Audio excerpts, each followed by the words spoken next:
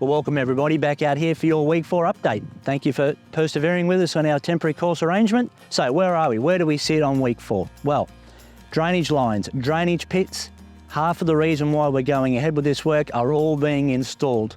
You'll see as you make your way up the first fairway, the boys working on all the low points in that fairway, in other words, where the water will run, drop it into those pits and make its way out to all the water hazards and other areas of exit point around that first hole. Now, last week I spoke about that main line, that black poly Fusion World main line that runs from tee to green.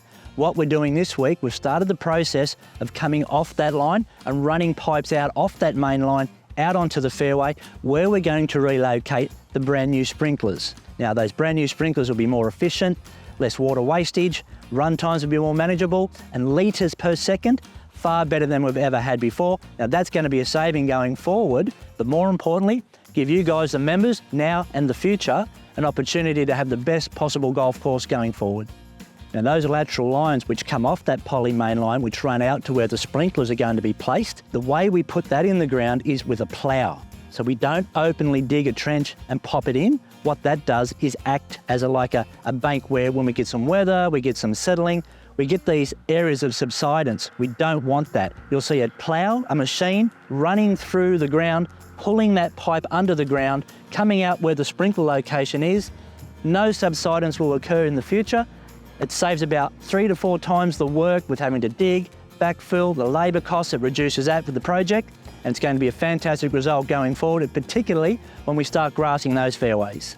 Now, in addition to the first hole, where I'm standing today is on the 4th green itself. So as you make your way over to the temporary 5th tee after playing our temporary hole here on the 4th, you'll see on your left-hand side, the 4th green proper is being pegged out.